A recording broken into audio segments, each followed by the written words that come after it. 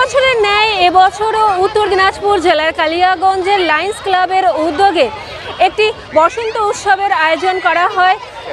বসন্ত উৎসব মানে নবীন প্রবীণ এবং একদম নতুন সবাইকে নিয়ে একটা মিলিত বন্ধন। আমাদের সমাজের সংস্কার দরকার, আমাদের মনের পরিসংখ্যানের যে সংকীর্ণতা, এই সংকীর্ণতা দূর করার দরকার। সবাই আমরা এক মন এক প্রাণ একভাবে জাতি ধর্ম নির্বিশেষে একসঙ্গে আমরা আনন্দের দিকে যাব, সত্যের দিকে যাব এবং আমরা বৃহত্তর উন্নয়নের দিকে সামিল হব। সেখানে বড়রা ছোটদের উদ্দীপনা দেবে, ছোটরা কর্মবীর হবে। এই লক্ষ্যে রবীন্দ্রনাথ ঠাকুর সবাইকে মিলিয়ে বসন্ত উৎসব করেছিলেন যাদের মেলবন্ধন হয়। সেই মেলবন্ধন আমরা 15 বছর কালিয়াগঞ্জ লায়ন্স ক্লাব এবং বসন্ত উৎসব কমিটি যৌথ কমিটিতে 15 বছর আমরা অতিক্রম করে চলেছি সার্থকতার সঙ্গে।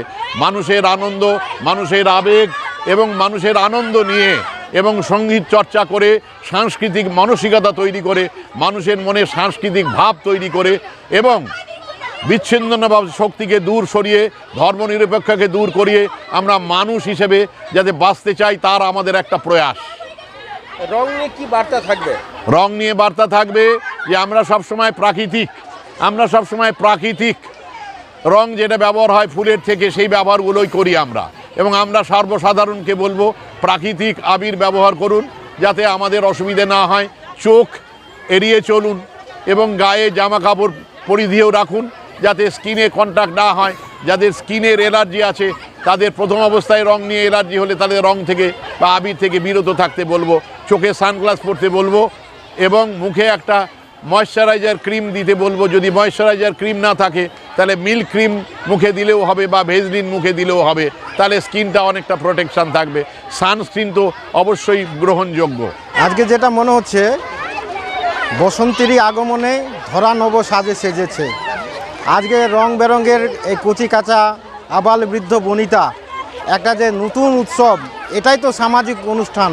এই সামাজিক অনুষ্ঠান আরও আমাদের সবারই অংশগ্রহণ করা উচিত। বসন্ত উৎসব কালিয়াগঞ্জের বহুদিনের প্রাচীন উৎসব। এটা লায়ন্স ক্লাবের তত্ত্বাবধানে এটা প্রথম আরম্ভ হয়েছিল, এখনও পর্যন্ত প্রতি বছরই হচ্ছে। এতে প্রচুর মানুষ অংশগ্রহণ করে। কালিয়াগঞ্জের বিভিন্ন নৃত্য, গানের প্রতিষ্ঠান, নাচের প্রতিষ্ঠান, সাধারণ জনগণ মিলে এটা একটা সুন্দর একটা চমৎকার উৎসব। সবার সম্প্রীতির একটা সম্পূর্ণ ভালো নিদর্শন। এটা প্রতিবারই হয়, এবারও হচ্ছে। এই যে আপনারা দেখতে পাচ্ছেন চারদিকে, এখানে সবাই উপস্থিত, রাজনৈতিক নেতৃত্ব থেকে আরম্ভ করে সাধারণ পাবলিক থেকে আরম্ভ করে সম্পূর্ণ জনগণ স্বতঃস্ফূর্তভাবে অংশগ্রহণ করে। এইভাবেই আমরা সবাই মিলে কালিয়াগঞ্জবাসী মিলে সুন্দর একটা পরিবেশ সৃষ্টি করেছি। আজকে কালিয়াগঞ্জ লায়ন্স ক্লাব এবং কালিয়াগঞ্জ বসন্ত উৎসব কমিটি যৌথ উদ্যোগে 15 বছর ধরে কালিয়াগঞ্জে বসন্ত উৎসব হচ্ছে।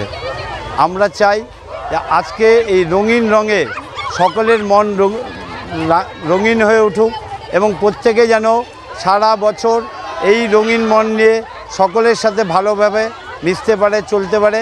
এটাই আজকের বসন্ত উৎসবের মূল বক্তব্য। কি করলেন আজকে আপনারা?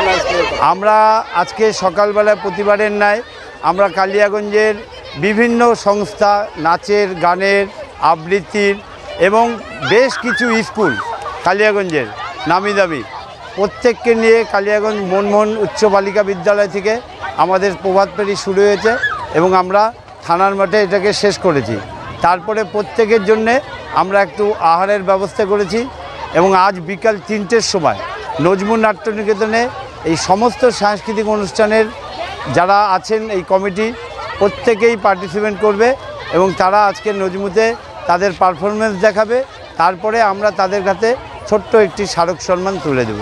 যে সমস্ত অসাধু ব্যবসারা এই কাজটা করে থাকে তাদের বোঝা উচিত যে প্রত্যেকের পরিবারে মা বোন ভাই বোন সকল আছে।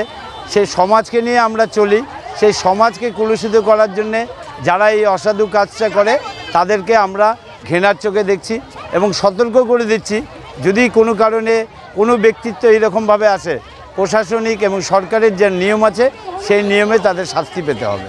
বসন্ত উৎসবকে ঘিরে উপস্থিত হয়েছিলেন কালিয়াগঞ্জ পঞ্চায়েত সমিতির সভাপতি হিরণময়ী সরকার।